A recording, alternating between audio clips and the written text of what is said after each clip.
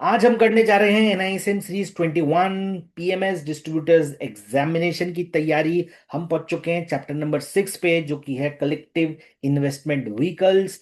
यहां पर हम हर वीडियो में 10-10 क्वेश्चन हर चैप्टर से कर रहे हैं। आज हम करेंगे चैप्टर नंबर 6। अगर आप नए आए हैं, पहले चैप्टर 1 से 5 तक देख लीजिए प्लेलिस्ट के माध्यम से। और अगर ऑलरेडी आप हमारे वीडियो में जुड़े हुए हैं तो बिना वक्त गंवाए स्टार्ट करते हैं क्वेश्चन नंबर 51 से।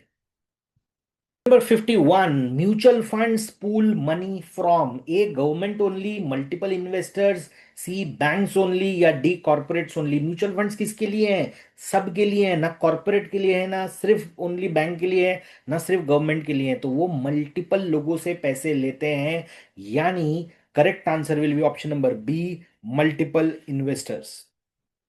Question number 52, mutual funds in India are regulated by RBI नहीं, IRDA नहीं, PFRDA नहीं। So the correct answer will be option number B, SEBI.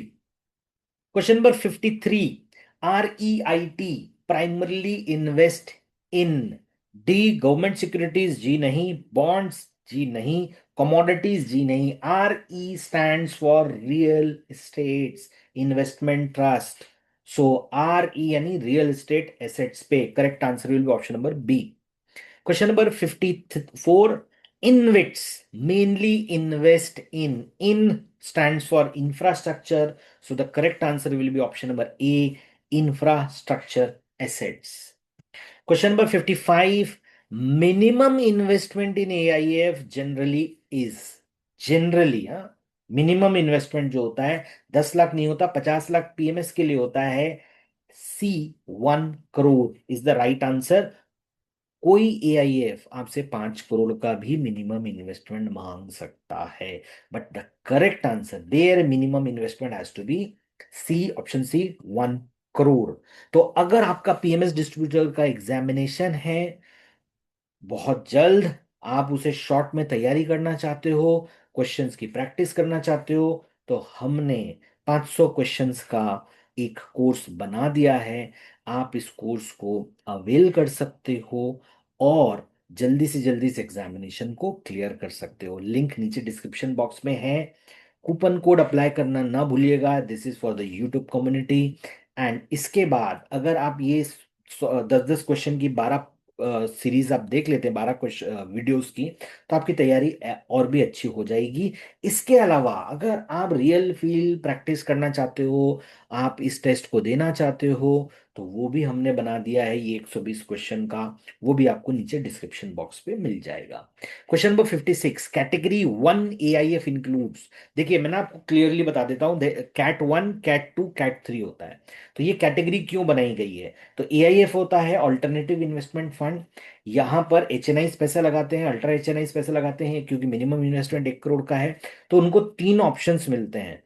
अगर आप वेंचर कैपिटल या स्टार्टअप्स जैसी कंपनी जो अभी तक लिस्ट नहीं हुई है वहां पर पैसा लगाना चाहते हो, तो आपको कैटेगरी 1 चूज करना पड़ेगा।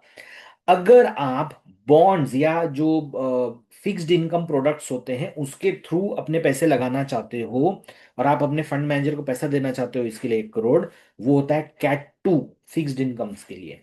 इसके अलावा आता है जहां पर आप अपना 1 करोड़ दे रहे हो एक फंड मैनेजर को और आप उससे उम्मीद कर रहे हो कि वो कॉम्प्लेक्स स्ट्रेटजीज के थ्रू डेरिवेटिव्स का यूज करते हुए आपको एक सुपीरियर रिटर्न जनरेट करके दे सेकेंडरी मार्केट्स के थ्रू, तो दैट इज योर कैट 3। ठीक है, तो यहां पर किसके बारे में बात हो रही है? कैट 1। तो जैसा मैंने आपको पहले ही बता दिया है, correct answer will be option number B, venture capital funds. Question number 57, category 3 AIF includes. अब आपको पता है cat 3 secondary market and complex strategies, use of derivatives also. तो ये है इंडिया का answer to hedge funds where complex strategies are used for achieving the superior return. So the correct answer is option number C, hedge funds. Question number 58, mutual fund offers diversification, जी हाँ, professional management, जी हाँ, liquidity, जी हाँ। So the correct answer will be D, all of the above. Question number 59, NAV represents market capitalization, funds per unit value, dividend value या brokerage cost. So net asset value किसको represent करती है? Funds की पर unit value को वो represent करती है। Question number 60, mutual fund portfolio decisions are taken by a distributor, B fund manager, C investor या डी ब्रोकर। तो म्यूचुअल फंड के जो पोर्टफोलियो डिसीजंस होते हैं वो फंड मैनेजर लेते हैं। तो यहां तक अगर आप आ चुके हो, हमने चैप्टर नंबर 6 तक खत्म कर लिया है। चैप्टर 6 से 12 तक की कहानी हम आगे बढ़ाएंगे। इसके पहले अगर आपको हमारी मेहनत पसंद आ रही है तो प्लीज इस वीडियो को लाइक, सब्सक्राइब और शेयर जरूर कीजिए।